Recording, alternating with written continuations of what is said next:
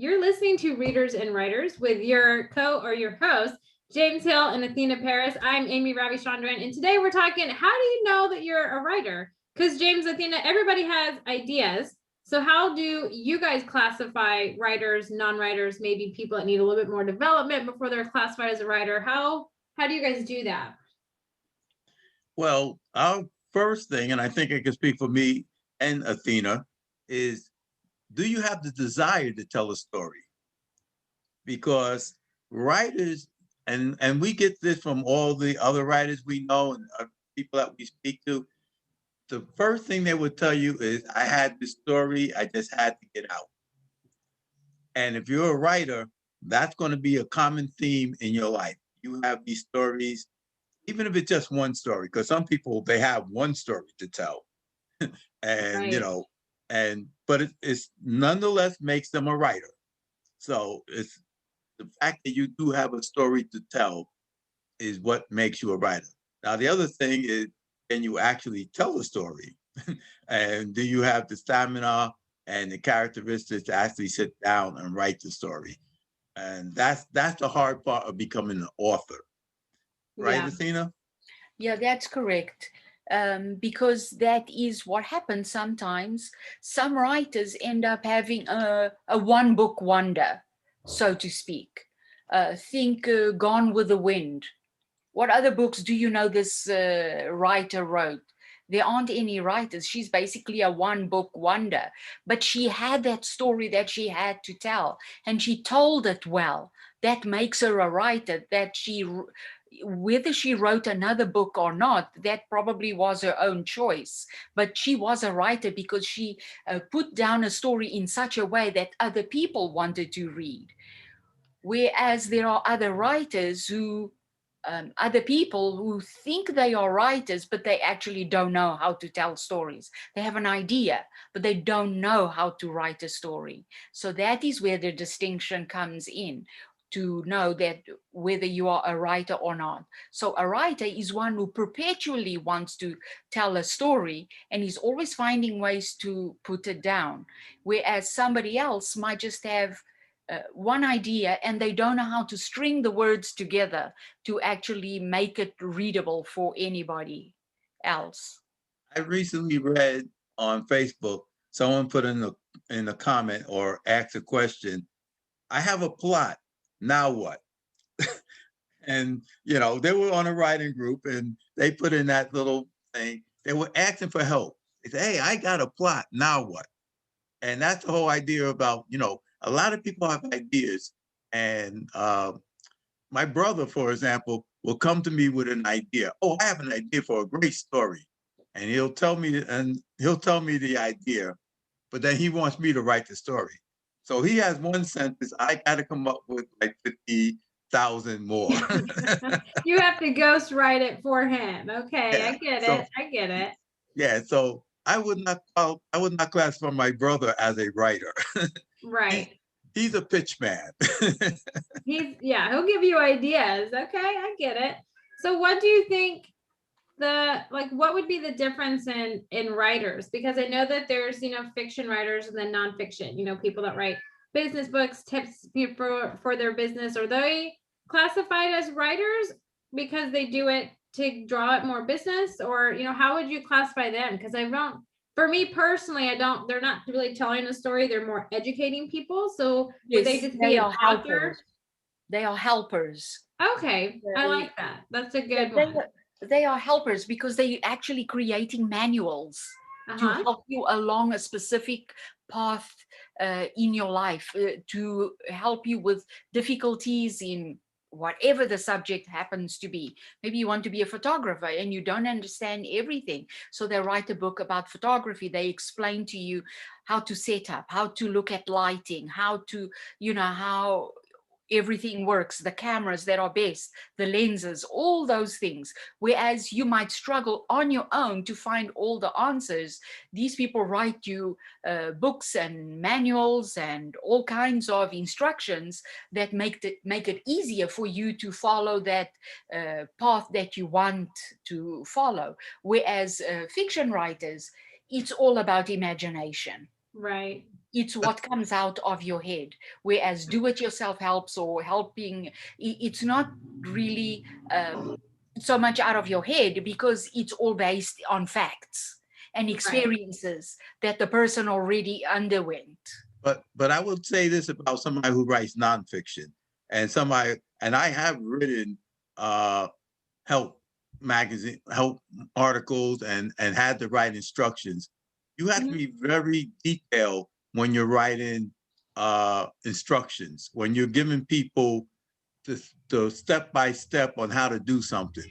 So there is a lot of planning and plotting to go with some of this stuff. Especially, I'm in the information technology field. I'm a programmer, DBA. You know, I have a lot of technical skills.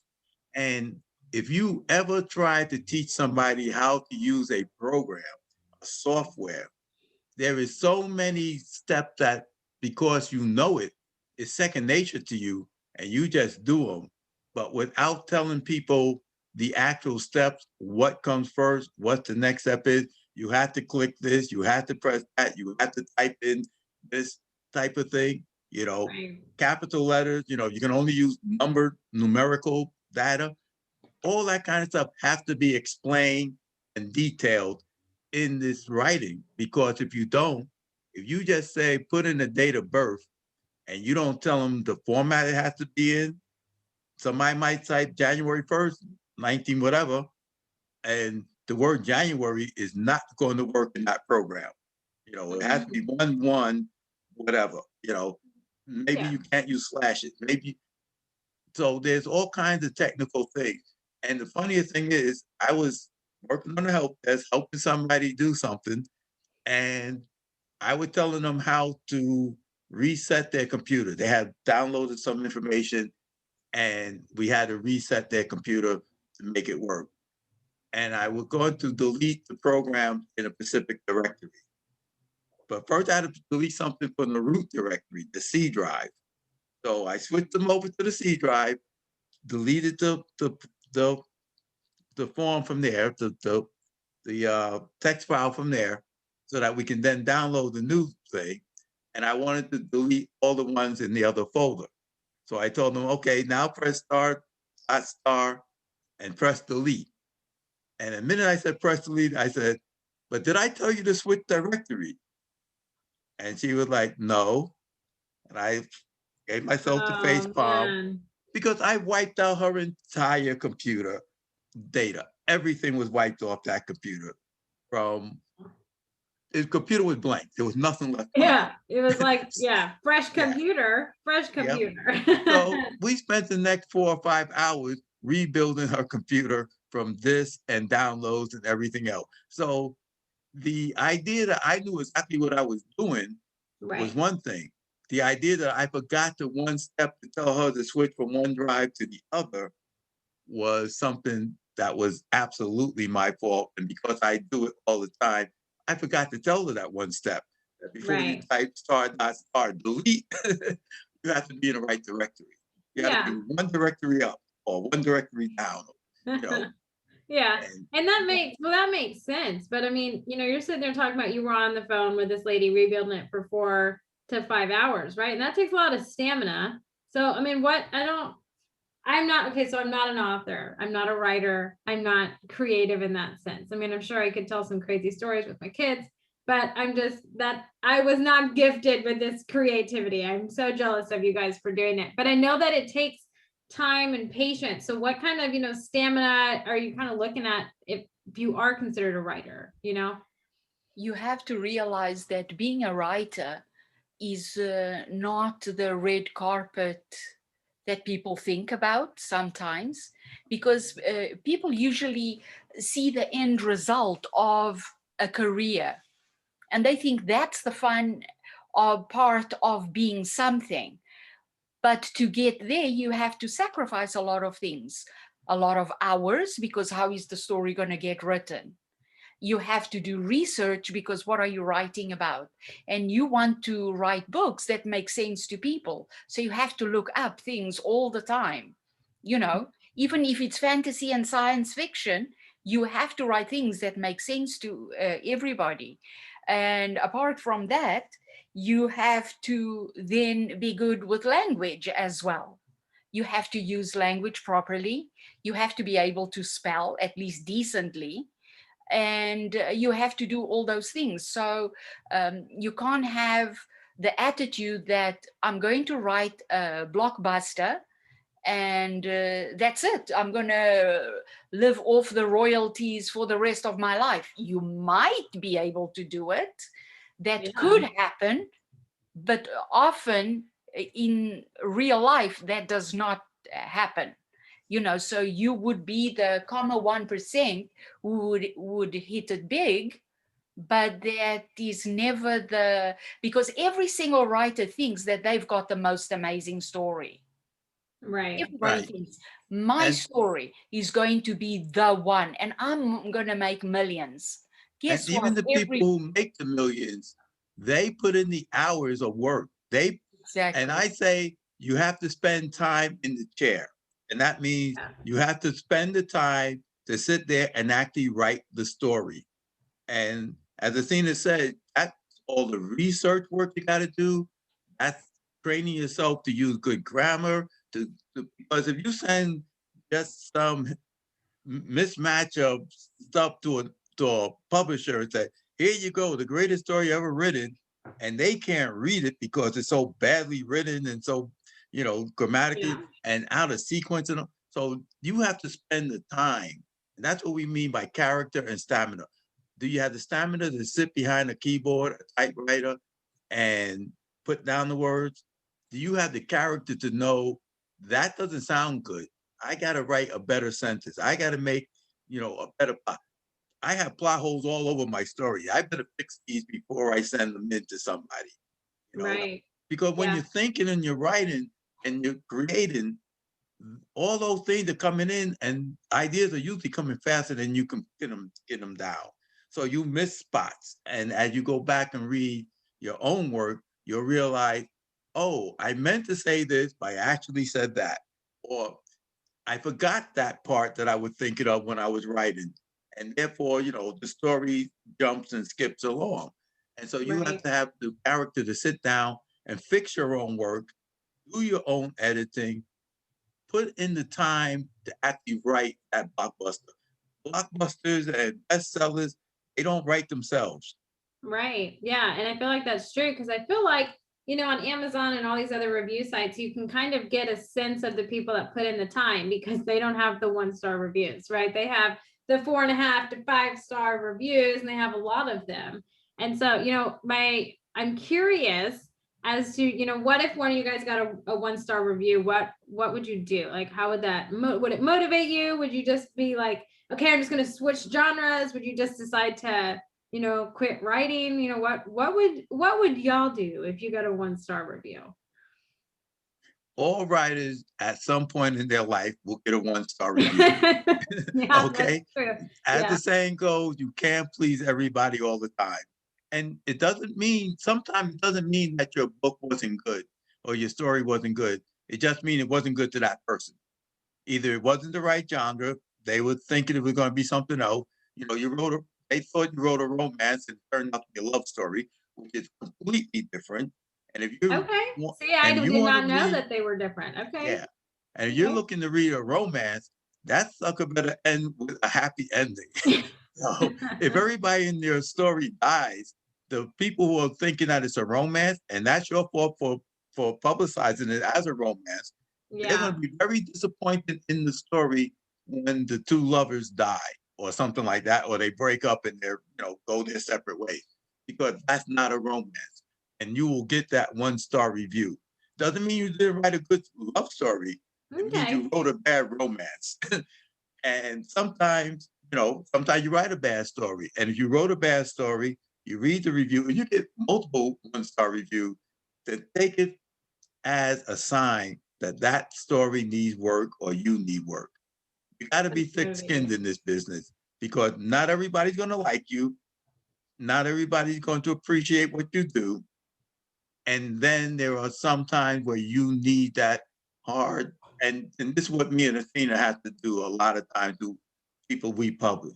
We got to give them the hard, cold facts of life. And that's tough on the publisher, because we know this person poured his heart and soul into this book, and he thinks it's great. He thinks it's great. And we have to tell them, we have to give them that 1-star review before the rest of the world does. We Yeah. got to tell them the plot holes. We got to tell them where they missed things. We got to tell them what the shortcomings are so that they can fix it before somebody else tells them. But once it's out there, it's a little too late. You can rewrite it and fix it, but you know, as It's they already say, you out can there. never make a second good impression. Right. Yeah. First impressions are important. Athena, what do you think? Yeah, that's exactly, because anybody who's in a creative field needs to learn to take the 1-star reviews and rejection, because because art is subjective. We don't all like the same things, so we don't all like the same subjects.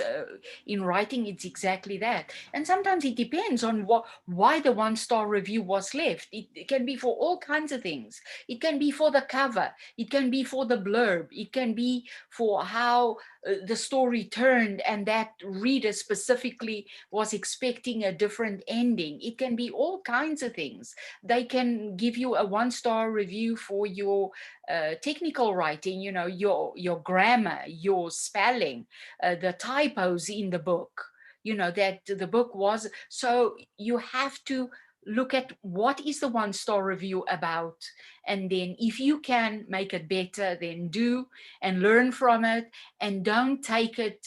You can't take everything personally. It's not a personal attack when Right. people give you a 1-star review.